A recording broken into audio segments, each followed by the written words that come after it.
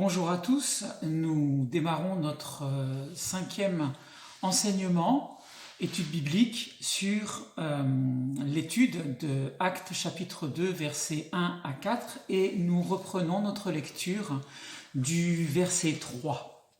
Des langues semblables à des langues de feu leur apparurent, séparées les unes des autres, et se posèrent sur chacun d'eux.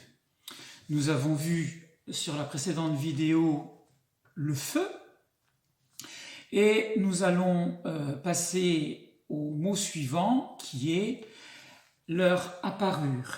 Hier, et j'ai eu une hésitation concernant la citation d'un auteur, c'est Charles Péguy. Voilà, le petit trou de mémoire que j'ai eu momentanément est réparé. Nous allons donc directement à notre 9e mot qui est apparaître, apparure en grec, optanoai, à peu près. Vous m'en voudrez pas pour la prononciation si elle n'est pas exacte. Je suis obligé de lire le grec en phonétique. Alors, apparure en grec, bien sûr, le sens premier, voir, apparaître, c'est aussi regarder, mais c'est aussi se montrer. Se montrer, être apparu et se laisser voir. Alors se laisser voir pas simplement avec nos yeux charnels, mais aussi se laisser voir en esprit, percevoir les choses, savoir, connaître les choses intérieurement. Et c'est même devenir familier par l'expérience. Donc on a tous ce genre d'expérience dans notre vie où nous savons percevoir les choses, nous savons percevoir si quelqu'un nous tend un piège, nous dit des carabistouilles, comme on dit chez nous, voilà, et on sait qu'il y a un truc qui cloche. Par contre, on sait aussi discerner parfaitement quand il y a quelqu'un qui est véritablement heureux ou quand il y a quelqu'un qui fait semblant d'être heureux. On est les premiers à dire il y a quelque chose qui ne va pas. Voilà. Donc, c'est aussi donc se laisser voir, se laisser montrer. Voir, se laisser voir. Eh bien, ça fait partie des béatitudes que Jésus dira sur son sermon sur la montagne, la 5e ou la 6e. Je pense que vous trouverez en Matthieu chapitre 5, « Heureux ceux qui ont le cœur pur, car ils verront Dieu. » Notre cœur ne pourra devenir pur que par l'action du Saint-Esprit. Nous n'avons pas grand pouvoir pour purifier notre cœur, si ce n'est que de laisser le Saint-Esprit descendre à l'intérieur de notre être le plus intime pour que lui soit à l'œuvre de cette purification. Être pur de cœur, c'est être, par définition, en opposition à toutes les choses, les œuvres extérieures. Œuvres extérieures qui sont qualifiées dans l'Écriture comme des œuvres mortes, parce que non habitées par le Saint-Esprit, et développement d'œuvres surtout pour une notoriété ou une réputation personnelle, qui fait que finalement ça ne porte pas beaucoup de fruits, et ça fait beaucoup de fatigue. Être pur de cœur, c'est donc être affranchi de toute forme de souillure, de toute fausseté, de toute injustice et de toute malice. À l'intime. Aussi pouvons-nous, comme David l'a demandé dans le psaume 51, verset 12, « Ô Dieu, crée en moi un cœur pur ». Et là, on met Dieu à la contribution de façon à ce que ce soit lui qui soit le maître de cet ouvrage, de cette œuvre de purification. Nous pensons bien évidemment, à quoi que ça peut être étonnant, mais nous pensons bien évidemment aux disciples d'Emmaüs. Ah, pourquoi je dis ça ? Donc vous irez lire le passage en Luc 24, 32. Et rappelez-vous l'histoire, ils font chemin, ils sont rejoints par quelqu'un qui ne connaissent pas, qui leur pose des questions, et ce quelqu'un commence à leur raconter des tas de choses concernant l'écriture. Et passionné par ce qu'il raconte, il lui demande de rester avec eux. Et Jésus se montre à eux, ils le reconnaissent au moment de la fraction du pain. Et que nous disent les disciples d'Emmaüs à ce moment-là, au verset 32 ? Notre cœur ne brûlait-il pas au-dedans de nous lorsqu'il nous parlait en chemin et nous expliquait les Écritures ? Notre cœur ne brûlait-il pas ? Si vous vous souvenez de la précédente vidéo, on pourrait dire, notre cœur n'était-il pas salé de feu lorsqu'il nous parlait ? Brûler, en grec, c'est embraser, c'est être allumé, c'est être ardent, c'est être consumé par le feu. Et ça tombe bien parce que le feu, c'est quand même la manifestation qui est en train d'apparaître sur la tête des apôtres et des disciples au Cénacle. Voilà. Une fois le cœur purifié, leurs yeux se sont ouverts et ils ont été dans la capacité de reconnaître Jésus. On était au verset 32, on remonte juste d'un verset, verset 31. Alors, leurs yeux s'ouvrirent et ils le reconnurent. Le mot « s'ouvrir » qui est utilisé là, on va le retrouver dans la plupart des passages des évangiles de Matthieu ou de Jean, quand il est question de la guérison d'un aveugle. Les yeux qui s'ouvrent. Guérison d'aveugle-né ou de maladie. Mais quand les yeux s'ouvrent, c'est ce terme-là qui est utilisé et quand on parle d'aveugle.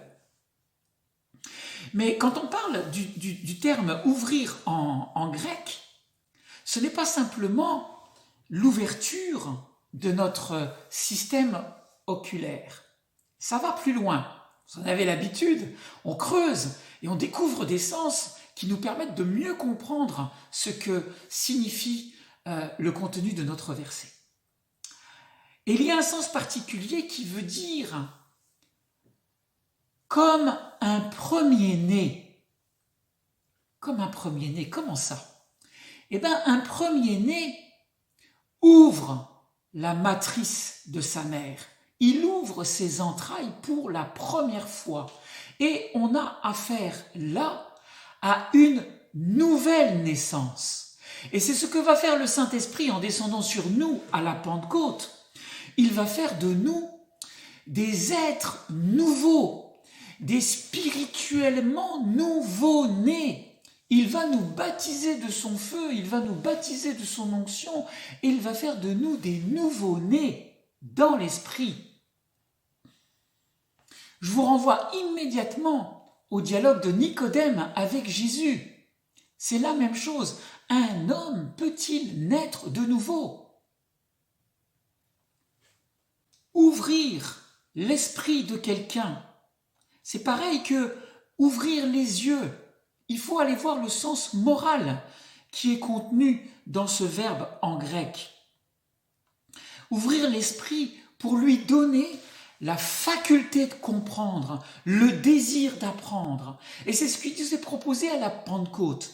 On va avoir cette faculté d'apprendre les choses célestes, d'apprendre les choses spirituelles comme jamais il nous avait été donné avant l'événement de la Pentecôte. Ça va nous donner, avec l'accès aux dons spirituels, la capacité et le désir d'apprendre de nouvelles choses de Dieu, de nouvelles choses du Saint-Esprit, de nouvelles choses sur le Christ Jésus ressuscité, et d'ouvrir l'Écriture et de la parcourir et de comprendre à cette nouvelle lumière, avec cette nouvelle faculté de comprendre tout ce qui a été dit depuis la première alliance, comme Jésus l'a fait pour les disciples d'Emmaüs, et de comprendre dans la totalité de l'Écriture ce qui le concerne lui. Le cœur pur est donc très souvent le préalable à la vision. Nous avons vu hier que dès que l'on se laissait imprégner du Saint-Esprit, il y avait la parole. Le deuxième signe que nous voyons là, c'est que la purification de notre cœur va nous amener la capacité de la vision. Si l'on remonte toujours avec les disciples d'Emmaüs, on était au verset 31 et 32, vous remonterez dans vos Bibles et vous irez lire le passage où ils sont à l'extérieur et se promènent avec Jésus. Et ils font la rencontre, donc ils auraient pu le reconnaître. Mais le verset 16, Luc nous dit, et c'est marrant parce que Luc était un médecin, donc il sait ces choses-là. Et Luc nous dit, mais leurs yeux étaient empêchés de le reconnaître. Une autre version va nous traduire en disant, leurs yeux étaient retenus. Ça ne pouvait pas se faire. Et il a fallu que leur cœur soit tout brûlant, c'est-à-dire que leur cœur soit purifié. Il a fallu qu'il soit salé de feu comme l'offrande que l'on faisait au temple pour qu'ils obtiennent la guérison de leur cécité spirituelle.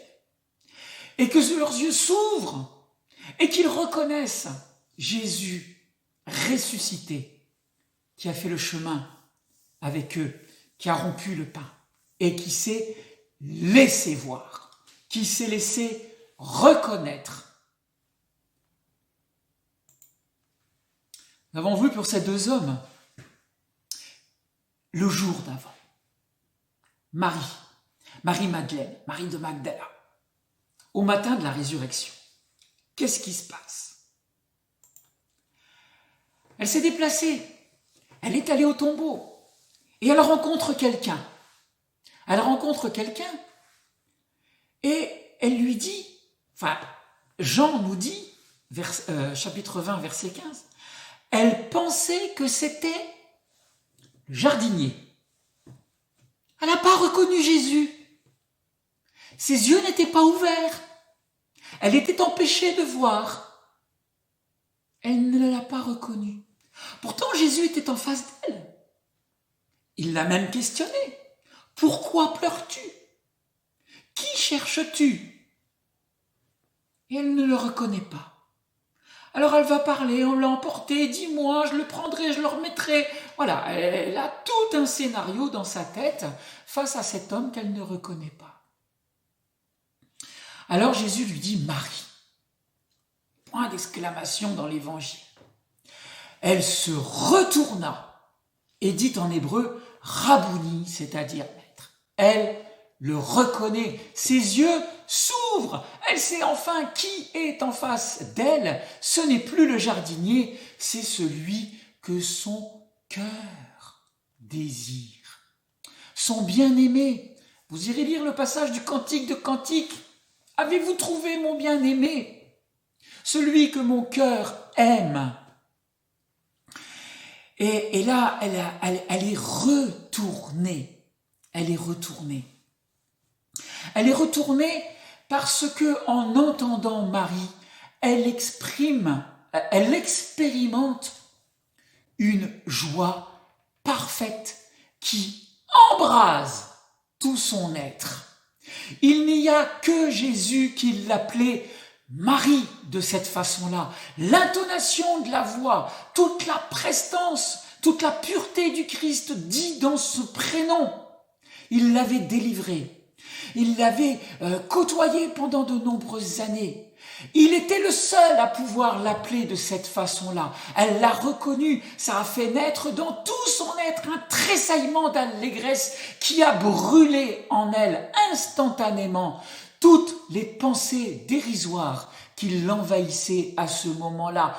Toute souillure, toute chose inutile s'est complètement embrasée au feu de cette joie parfaite et elle a reconnu celui que son cœur aime.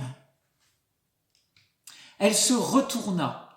Strépho en grec, c'est-à-dire se détourner de son ancienne conduite, tous les calculs qu'elle avait faits dans sa tête et qui ne lui permettaient pas de voir Jésus ressuscité, mais que l'homme qu'elle avait en face d'elle, elle croyait que c'était le jardinier.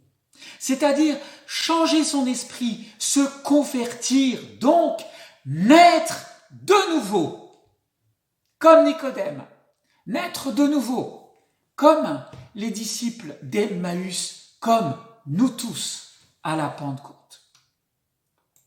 Il nous est donné par l'Esprit Saint de voir à nouveau, d'obtenir une guérison de notre cécité spirituelle.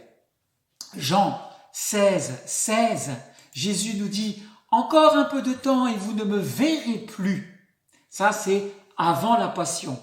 Et puis, un peu de temps encore et vous me verrez parce que je vais au Père. Alors, j'ai envie de partager avec vous une prière comme je l'ai fait hier soir où j'ai fait avec vous un kondakion dans les prières grecques orthodoxes que vous trouverez dans les hymnes acastiques aux éditions du désert. Et je vais vous lire cette prière. Sauve-nous, Père céleste. Spirituellement, nous sommes pauvres et infirmes, aveugles et nus. Donne-nous ton or que le feu a purifié. Couvre la honte de notre nudité d'un vêtement blanc, vêtement baptismal. Guéris nos yeux en les oignant de ton baume et que la grâce de ton esprit vivifiant descende dans les vases impurs de nos âmes et nous régénère pour chanter Alléluia. Comme toujours, avec le Saint-Esprit, cela n'est pas réservé à quelques privilégiés, à une élite. Luc, chapitre 3, verset 6, il est écrit « Et toute chair verra le salut de Dieu ». Il nous appartient donc à la Pentecôte d'être dans cette position d'accueil qui va nous guérir de notre cécité spirituelle.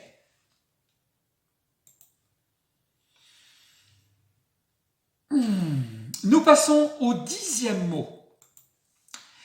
Ces langues de feu qui vont se poser.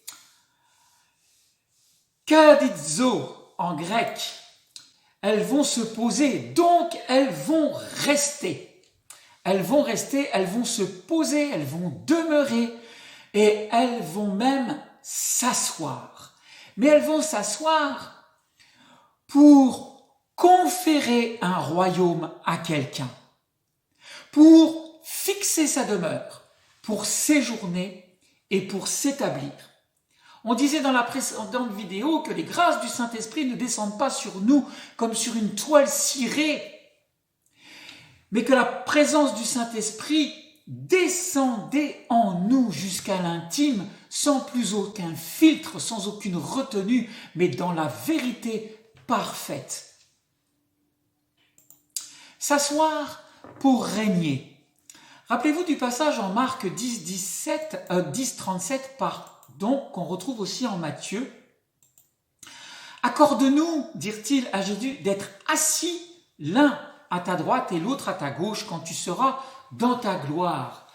L'ambition des deux disciples qui demandent bien d'être assis pour régner aux côtés de Jésus dans son royaume, comme lui-même est assis à la droite du Père. Le Seigneur, après leur avoir parlé, fut enlevé au ciel et il est assis à la droite du Père pour régner. Pour régner, c'est Marc 16, 19. Jésus, de par son sacrifice, de par son humilité, dispose, par don du Père, du royaume et de ses trônes. Et il s'en réserve l'attribution à qui il veut. Luc 22, 30. afin que vous mangiez et buviez à ma table dans mon royaume et que vous soyez assis sur des trônes pour juger les 12 tribus d'Israël. Ce que le Saint-Esprit fait sur chacun de nous à la Pentecôte est du même ordre. Il vient se poser sur nous comme sur des trônes pour siéger. Jésus fait cette promesse aux vainqueurs. Le vainqueur de la tentation, le vainqueur sur le péché, celui qui aura tenu jusqu'au bout face à la séduction, face à l'ennemi de nos âmes qui vient dans ces derniers temps, et face aux faux prophètes, face à la séduction qui remplit le monde, etc.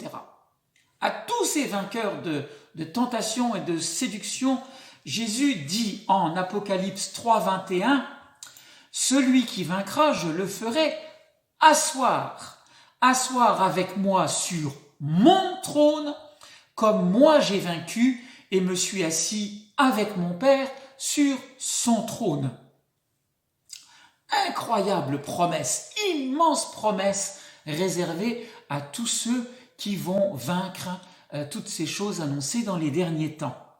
C'est plus que l'héritage, c'est plus que la gloire du Christ, c'est régner avec lui, siéger avec le Christ sur son trône.